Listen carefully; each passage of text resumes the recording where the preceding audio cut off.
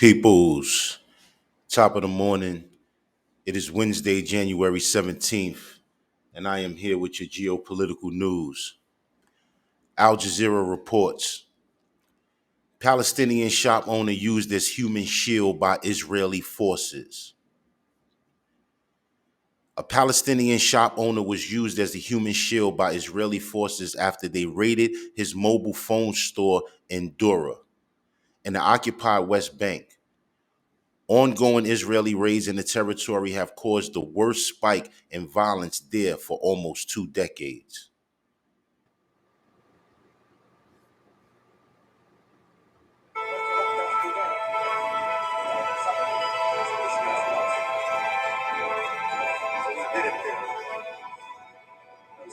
اللي صار عندنا اليوم انه دخل You know, that image is very disturbing to see. To see them walking him down the street like that, but they're walking behind him.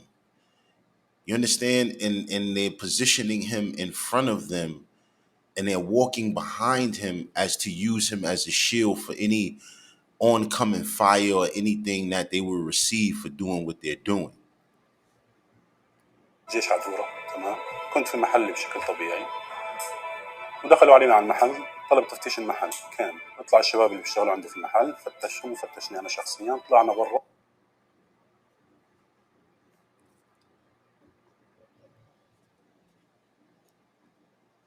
I removed the sound just now because I know many of you do not speak the language.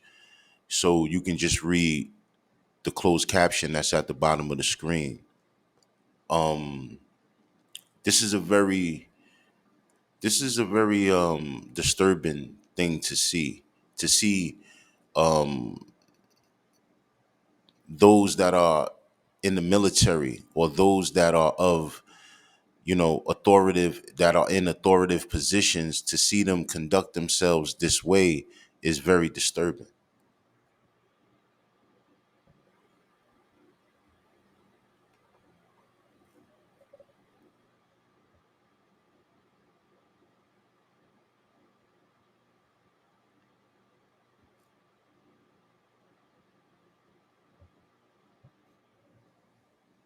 And as I said, as we look at these images,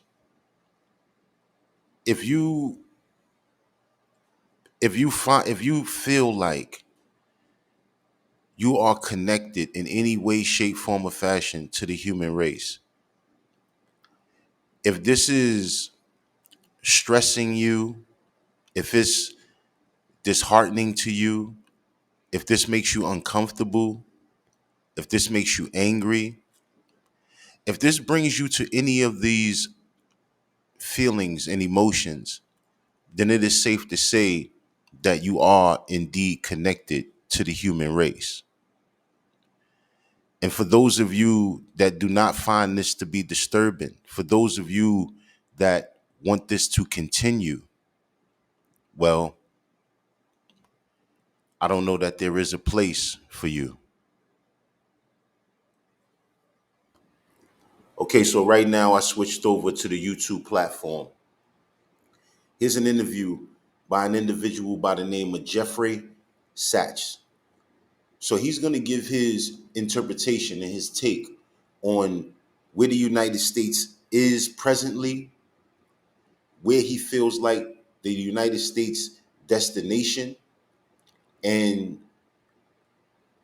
how he feels the United States is trying to achieve said goal.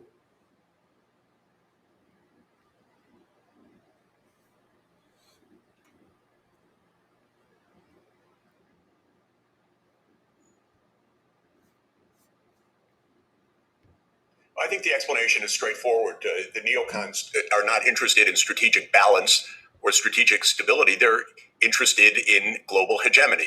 They adopt and pursue the idea that the United States is, should be, and can remain the world's sole superpower. This is absurd in substance because the United States is not, cannot, and should not be the world's sole superpower. The United States is 4.2% of the world population. It should do its share. It should be responsible. It should promote strategic. Now, that's point number one. Point number one is United States mission to be the sole superpower in the world. So that's point number one. So now if you understand what that means, then you will understand everything else that this individual is about to detail. But that's just point number one. Point number one, to become the world's sole superpower. Balance, not hegemony, or what some in the US security state call full spectrum dominance. The neocons are not interested in balance. They are therefore actually undermining balance wherever it is. The whole reason for the war in Ukraine is the United States could not accept a mutually respectful peace with Russia. The United States had to keep moving NATO eastward to surround Russia. The United States does not accept a mutually respectful relationship with China. The United States wants to surround China with its military bases and military alliances. This is why these. So now you see, and now you get to you see the underlying, you can start to begin to connect the dots by seeing what he's saying. What he's basically saying is the activities of the United States, especially the military industrial complex, their activities abroad, which you and I, as American citizens, are mostly unprivy to.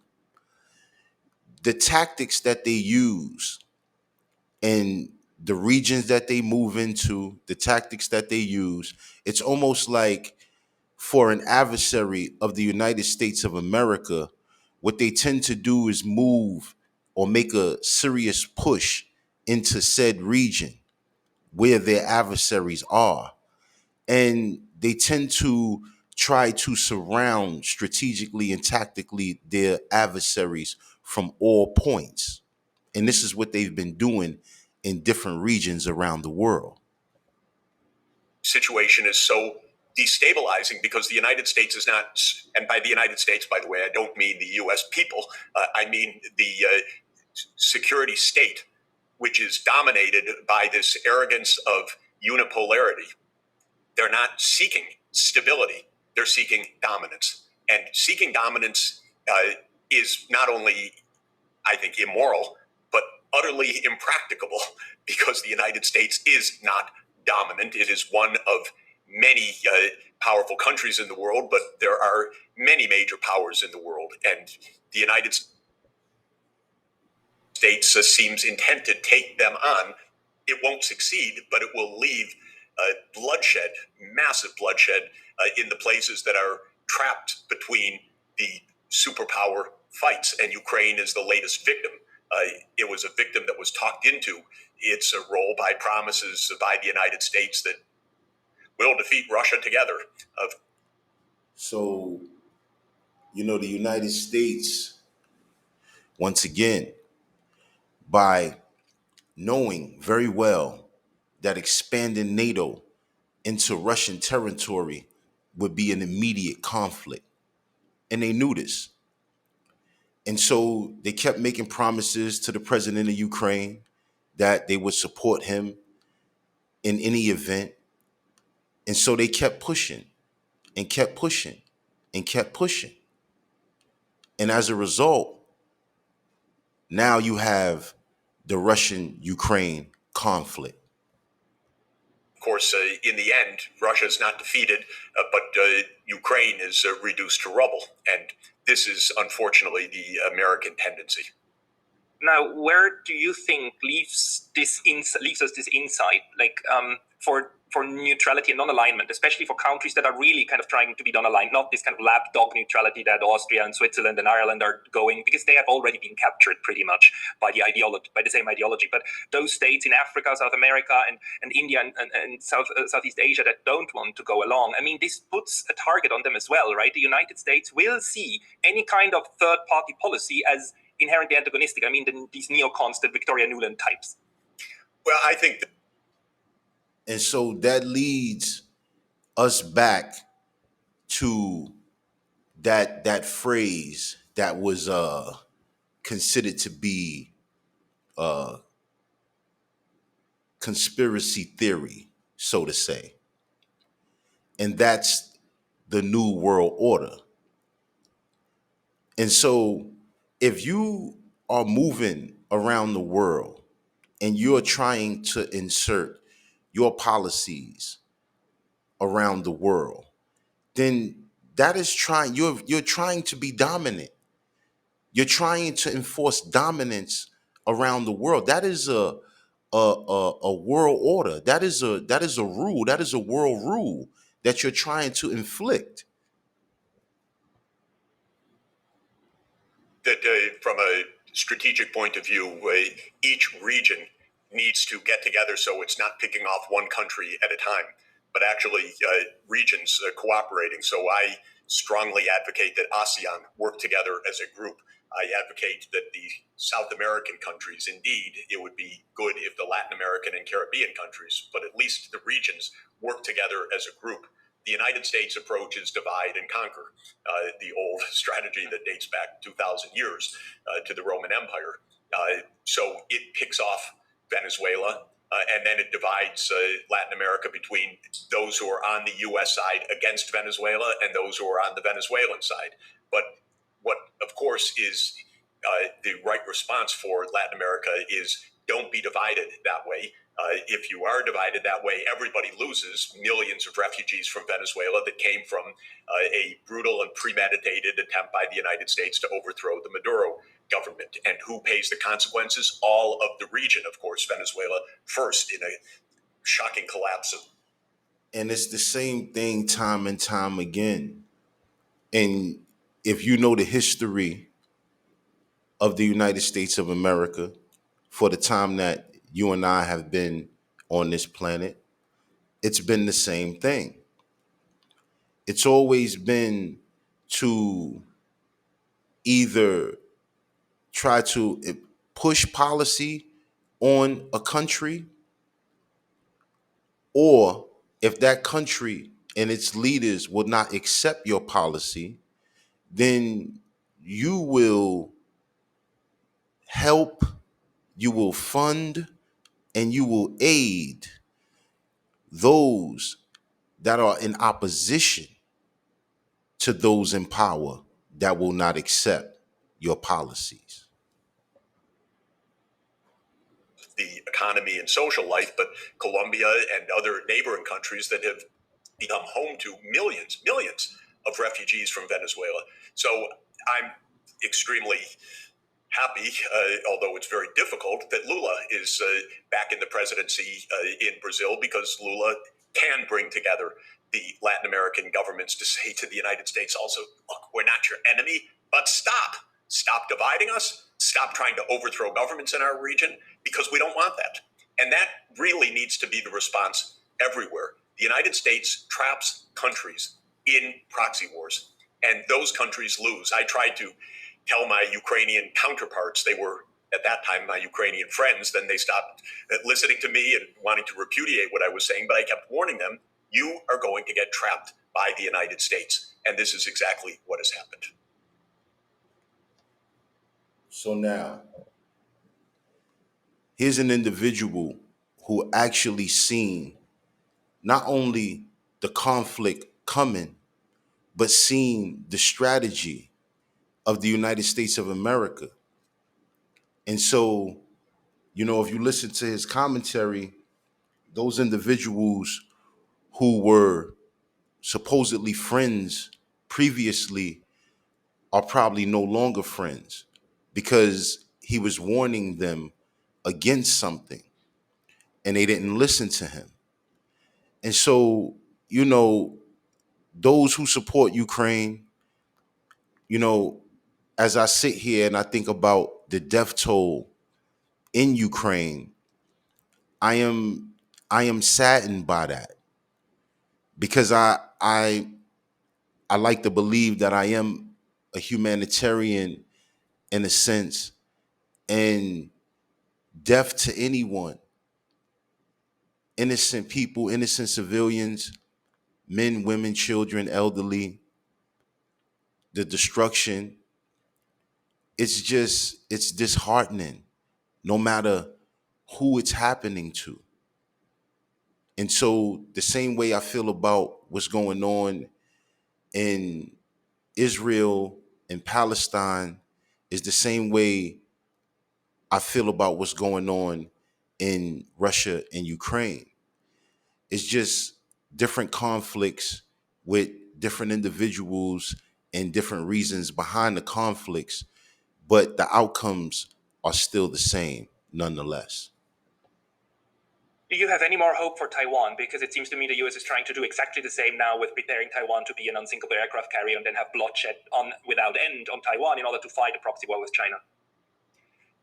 I was just in Taiwan. I was given a wonderful award called the Tang Prize by a fantastic foundation. I spoke to a major Buddhist foundation in Taiwan, the Tzu Chi Foundation.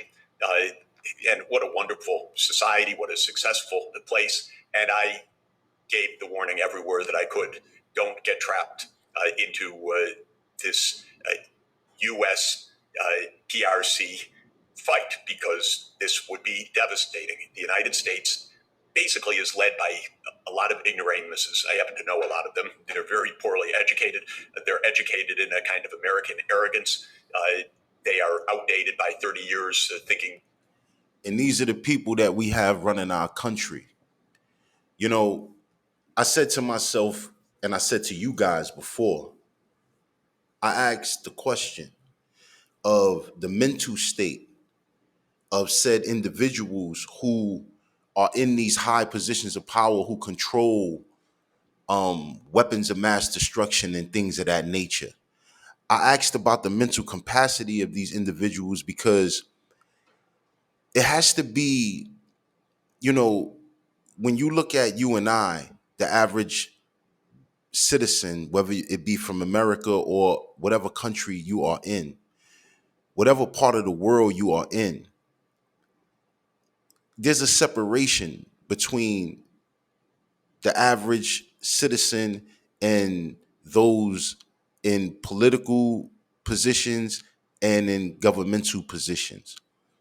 And so this enormous amount of power, this enormous amount of access to some things that could change not just life, but the world as we know it and see it. I question the mental capacity of these individuals that would dare to even speak of doing such things. I question the mental capacity.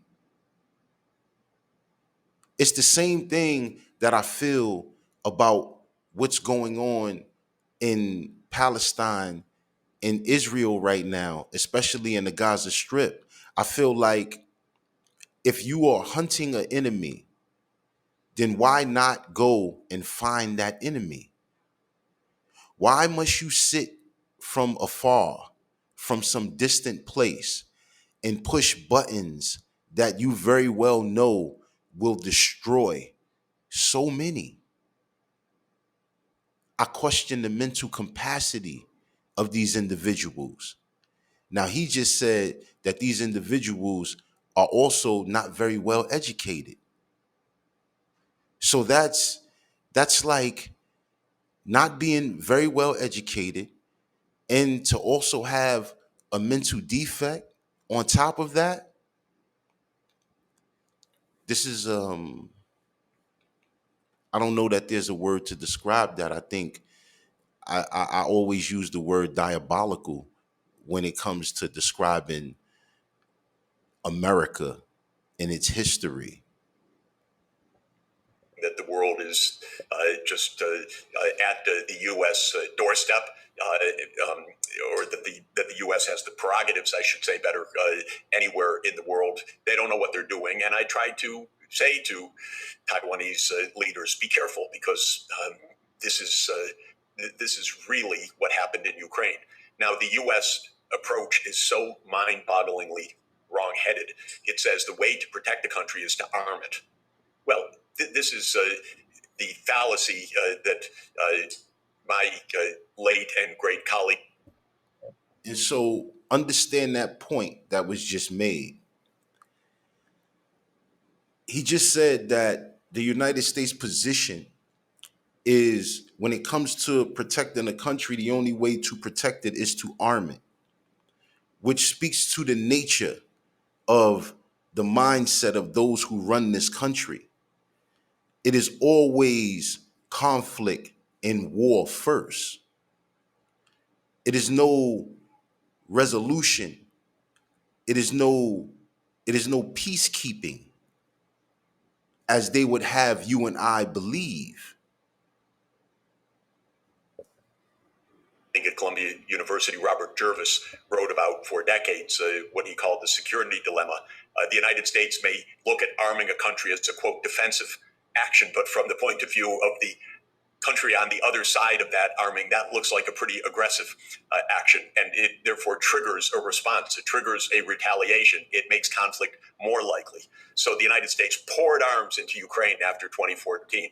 It thought it was going to make peace that way. Well, yeah, maybe some of these dunderheads in Washington believed that, but of course it was leading towards conflict. And the idea that the way to protect Taiwan is by making Taiwan, what they call in Washington, a porcupine, so armed that it won't be touched, with all those quills protecting it. This is absurd. The arms shipments would only make Taiwan more and more endangered, more and more at risk. The way to reduce, even eliminate these risks is diplomacy. Diplomacy between the United States and China. I would even go as far as to say is to leave. The United States, they're in so many different places around the world that it's almost it's surprising that so many countries would allow not just the United States to enter their country and do business and exchange and all of these different things, but to also have military bases in said places is just absolute absurdity to me. Diplomacy between Taiwanese leaders and mainland Chinese leaders talk with each other. For heaven's sake, there is an absolute vital interest on both sides of the Taiwan Straits for peace. There really is. And if the United States would just get out of the way for a moment and the two sides could talk with each other, they'd actually find a way forward. But What did I just say? If the United States, he said, get out the way. I said to leave. If they would just leave some of these places and leave these people alone to figure out their problems and their differences on their own, and you might be surprised. Instead of interjecting into every conflict. the United States comes in with its naive and destabilizing promises. We'll keep you safe. Yeah, they'll keep Taiwan safe like they kept Afghanistan safe, like they kept South Korea safe, like they kept Ukraine safe. In other words, not at all. And how many failures do these neocons, how many failures are they going to have before they are finally taken off the pedestal of power? By the way, it's not that the American people believe any of this. It's just that we don't have a functioning representative government. I promise you, we do not believe it. You understand? Not only do we not believe it, but you know, it gets to the point where when you hear these politicians speak, when you hear an individual from the government speak, it's almost like you're prepared for it to be a lie. You understand? The assumption is that they're lying rather than telling the truth. The assumption is that they're lying. And so it's almost it's almost, I'm looking for the correct word, but when I see some of them speak, not only is the commentary irrelevant, it's almost like it it's purposeless. It's almost like, why even have a press conference? Why even come and speak to the American people if you can't even be truthful or transparent in any way, knowing very well that what you are about to speak is a lie, and you will use things like national security and all of these different things, that you don't want your adversaries to have your secrets, and all of these different things as to protect why you can't tell the American people you know certain truths and be totally transparent. Foreign policy has been taken in the hands of Raytheon and General Dynamics and these neocons. The American people are asked nothing about this. So this is not a reflection of the martial spirit of the American people, although our mainstream media feed a lot of absolute falsehoods to the American people. But it is the fact that foreign policy is in the hands of the security state, that is governed economically by the military industrial complex, which funds the major committees in Congress, which provide the votes and the money for a $1 trillion plus annual military outlay. And that's where we are right now. It's absolutely awful. In the United States, foreign policy is the small preserve of the military-industrial complex. I share that analysis with you. The oxymoron to me is that the United States keeps talking about itself. So, and I apologize again, the same people that you're talking about keep talking about the United States as a force for good and a force for peace, when in reality, the United States is highly militarized, highly militaristic, and reacts to conflict always with military components. That surprises me. How can you be a force for good, a force for peace? If you was a force for good, you would not be sending Israel weapons, more weapons, more weapons, more weapons, on top of what you already see is destruction in the Gaza Strip. If you were for good, if you were for peace, you would stop these conflicts. You would make President Zelensky come to the table and work out their differences and understand that NATO cannot be expanded if you were for peace, but you are not. Well, I would add, I think since the end of the Second World War, the United States has been the most militarized and most violent country in the world. And this is just a matter of record. One reason. The most militarized and the most violent country in the world. As far back as I can remember, the United States response to anything that I can remember that was said to be a threat against us or anything of that nature, the response was military. It was of a military response. There was really no diplomacy in these situations as far back as I can remember. No, they would come to the American people, say this is what's happening, this is what's going on, this is what we believe. It's a threat to our national security. The American people are in danger, and then they acted, and that was that. Recent scholarly account, a very good one, counted 70 U.S. led regime change operations between 1947 and 1989. So the study was over the Cold War period. And just in that period, 1947 to 1989, 70 regime change operations, six of which were overt wars of. So now, do you understand when he says regime change operations? A regime change operation means that you're going to try to remove those in positions of power in whatever said country that you find to be adversarial, to make it in turn become an ally. So you'll move those out of positions of power and then put those who will agree and submit to your policies.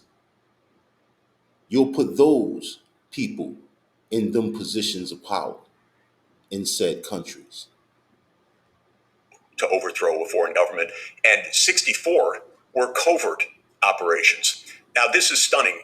First of all, covert operations don't remain covert. It's pretty obvious if you're a reader of the New York Times, which wants you to suck your thumb and go to sleep. But if you're a thinker who's looking at the actual evidence, it's pretty clear when the U.S. is covertly overthrowing another government like it tried to do in Syria. Now, the point is that this is the normal U.S. modus operandi: war, coups, and overthrows. And after 1989, the big change wasn't that the United States stopped that behavior. The big change was the United States thought it could get away with anything, whether. Now imagine, if you will, that the United States had an enemy or an adversary that was promoting a regime change here in the United States of America. What if someone started to influence those who are deemed,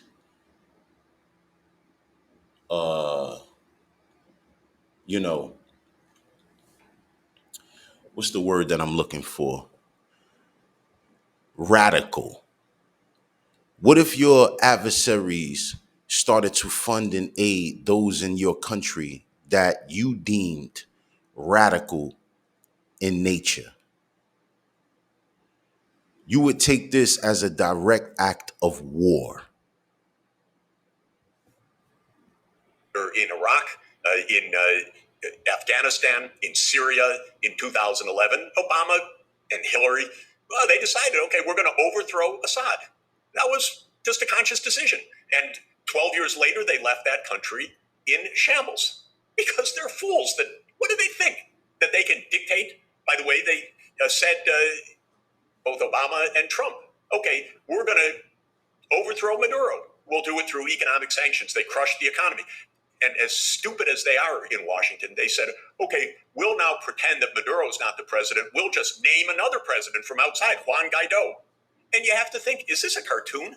Is this a fairy tale? Are these idiots that they think that from Washington they can name the president of Venezuela? But they actually tried to do this for several years. That is what you call the ultimate supremacy. That is what you call the ultimate arrogance. And I had friends well, they wouldn't call me friends, but in academia in the East Coast in the U.S. that said, okay, I'm going to work for the new Guaido government. I said, Guaido government, because the U.S. names him as president, he's suddenly president, you're going to work for him? Come on. So this is a deep and continuing tendency. The United States, it seems to me, forgot any kind of diplomacy. Diplomacy means you sit down and you negotiate mutual concerns. And by the way, to be successful, you show respect to the other side. And you try to listen to the concerns of the other side so that you can find a durable solution. That has never been the position of the United States of America. You know, even as a citizen living inside the United States of America, that's not even the position of the authorities on the lowest level. You understand? That's not their position. Their position is to just act and enforce and dictate their law and their order. And that's that. So America has never been that place where you can resolve conflict this way. it's always been a military or a violent response as it relates to America dealing with conflict. That whole approach has completely gone. They don't even know how to negotiate. They have no interest in negotiating. They don't talk about it. This is amazing to me. And there is actually a new study that shows that the rate of foreign intervention of the United States picked up after 1989 and didn't slow down. So the idea that the end of the Cold War would reduce interventions is actually wrong. This can be shown now. And one last question to you. Reconciliation with Russia. You wrote recently a wonderful piece on your homepage about how Kennedy would have made peace, and I mean John F. Kennedy. And in that piece, though, supposes two things. One, Kennedy supposed that the US and USSR were equals, and two, he supposed that both states wanted to make peace. Now, it strikes me that both of these assumptions are not true anymore. Or do you think the US thinks of Russia as an equal and as somebody that they want peace with, unless it is with Russia in broken up? Well, the neocons had a plan to try to either overthrow Putin or to so-called decolonize Russia. I mean, it's a vulgar thing. They didn't want to deal with Russia as a counterpart country for negotiations. On December 17, 2021, President Putin put on the table a draft U.S.-Russia security agreement. This was the last off-ramp to avoid the Ukraine escalation in 20. And see, now what does that tell you? You know, the criticism and the hypocrisy that comes from the Western media outlets as it relates to President Vladimir Putin is outright disgusting. It's disgraceful.